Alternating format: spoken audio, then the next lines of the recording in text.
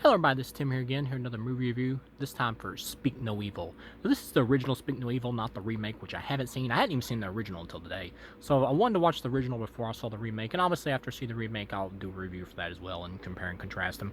But watching the original here, that's the first time I've seen it. It has like a 6.6, I believe, on IMDb, which usually means most people thought it was like alright to okay.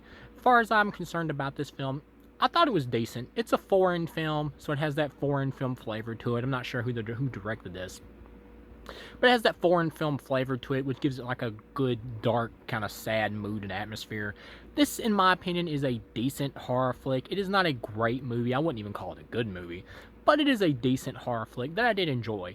The basic setup is you got this couple who meets this other couple that they run into. In the remake, he's played by James McAvoy, the evil guy from the Evil Couple is. And they got a son, the evil couple does basically. And they tell him they was like born with no tongue. But of course, if you have any common sense, you would start suspecting, well, maybe they cut his tongue off, or maybe there's some abuse going on here. Because the victim couple sees him roughhousing with the boy all the time. And the acting in this film is good. Nobody's bad in it in terms of performance. So the two couples, they decide to be friendly with each other and they start going around and hanging out. And one thing leads to another, and you find out the couple that they decide to hang out with are basically psychopaths.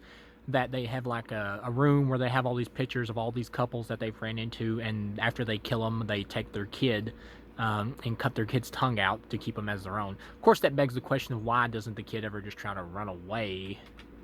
I mean, I'm sure the kid would probably get lost in the woods or something, but you would think that one of the kids, because have been doing this for at least a few years, at least one of the kids would probably, at least attempt it and maybe try to get somewhere to some type of civilization or something. I don't know.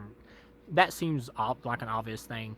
Even if they could find the kid, I feel like a kid would at least attempt it. But yeah, so that's what basically they're doing, and I can see some people hating this film because of the victim couple in the movie, and I would completely understand because they are annoying. Basically, what this movie is it's trying to be like kind of like a message film and also a metaphor for the shit that people will put up with. Basically, the victim couple in the movie are these two kind of like average people, average man, the woman. Although the woman has way more common sense than the dude does, and but she's still kind of stupid too. But still, they're basically there and they're staying with the crazy couple for like I guess like a weekend or something or some type of trip or whatever, and they're there with them. And then every now and then, like the crazy couple will do like some weird shit just to like test their boundaries or whatever with the victim couple. And obviously, what they're doing, the movie implies that they're doing, is that they're fucking with them on purpose. They're fucking with them, and then when they get called out on it, they'll be like, "Oh, we did this because of this." Like they'll make up some kind of excuse or something. They'll be like, "Oh, I'm sorry. Would you please stay longer?" They're testing them, is what they're doing. They're testing the people that they bring in to be with them, is what they're doing. These killers, from what the movie implies, their motif or whatever, is that they basically take people in who are targets so that they can test them and see how much they'll take before they eventually kill them. And the people who don't take it and just take off and leave, those are the ones who live. And then if they do take off and leave and maybe go report something to the police or something, well, the evil couple can always say, well, we're sorry. We just made them feel a little bit unnerved or something. They can just cover it like that, and so they wouldn't get caught or anything. Although they would still have the kid with no tongue, so they would probably get caught on that. And of course, if the police search the property, they would find the evidence that these people are serial killers. But also, of course, that maybe that is what they're hoping.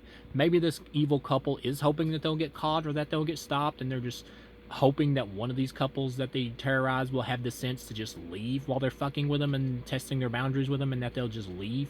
Because the killers, they deliberately put out warning signs multiple times throughout the movie to see what the victim couple will put up with. They do. They deliberately fuck with them. Like the dad claims to be a doctor, and then have like partway through the movie, towards the third act, he's like, "Oh, I'm not a doctor. I lied about that. I just wanted to impress people." And before that, he was already doing like freaky shit. Like when the guy's wife was in the shower, he like walked in there and just like I guess took a shit or something, or brushed his teeth and turned and left, which is already unnerving and weird when someone was in there in the shower. And the wife does want to leave at first. She's like, "Yeah, let's get the fuck out of here." And they do take off, and they could get away right then and there. They're gone. Like it is over. But they just had to go back because the little girl like forgot her rabbit or whatever. So you get the idea that the dad's going back so he can like maybe like prove something to himself, like try to impress his daughter or whatever, because you know he did it once before and found her rabbit stuffed animal that she really likes. So you get that idea going on there. Could even be seen as like maybe a commentary on like masculinity or something, like he's trying to show that he's the man by going back and getting the rabbit, which is still stupid. I mean, there's being masculine and being tough for your family, and then there's just being retarded and putting your family and you in like unneeded bad situations.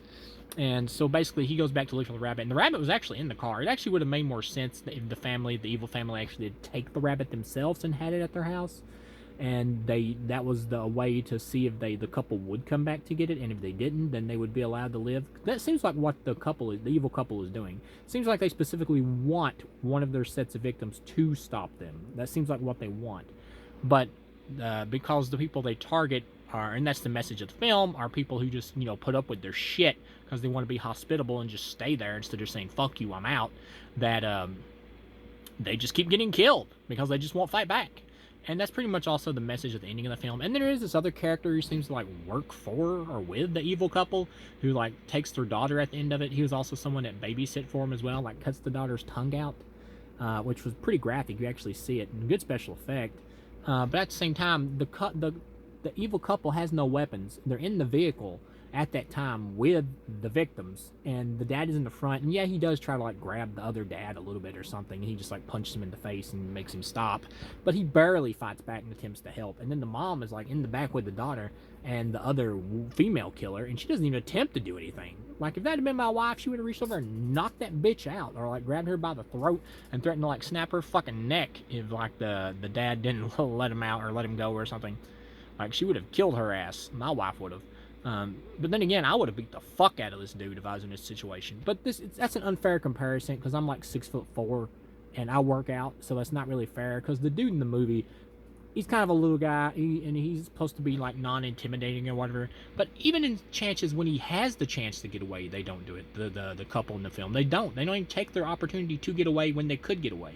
It gets to the end of the movie, and the daughter is like taking away, and at the end of the movie, you see that the killers have taken the daughter in place of the little boy they had, who they drowned and killed. So once they get tired of the kids they have, they just kill them, and then they just repeat this cycle over and over.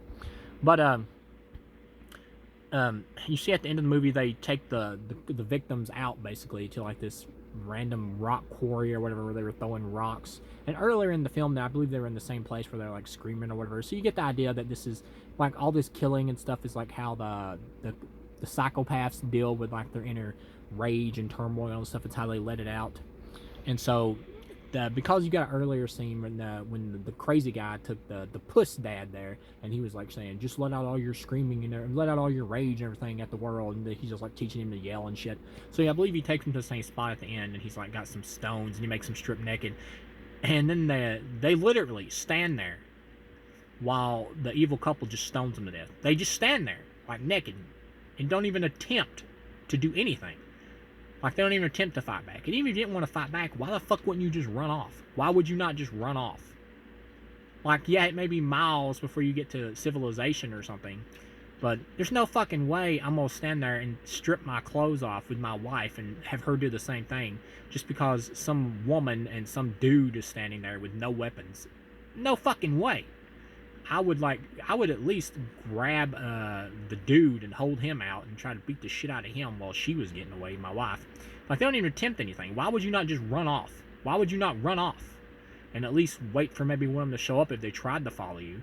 But if this movie's trying to have any realism to it at all, with the fact that it's human killers, they wouldn't be like Michael Myers or something, so they wouldn't be able to like just like transport through the woods or something, or around this. I'm sorry if you hear my dog barking in the background. He's in the house, he barks at anything, but they wouldn't be able to like transport through the woods or some shit and just like find the victims while they were running off or whatever. So that really wouldn't work. Like, they could easily make an attempt to get away and maybe run off in the woods, or even go run off in the woods and get like a big stick or something and knock the dude's fucking brains out when he came up to him.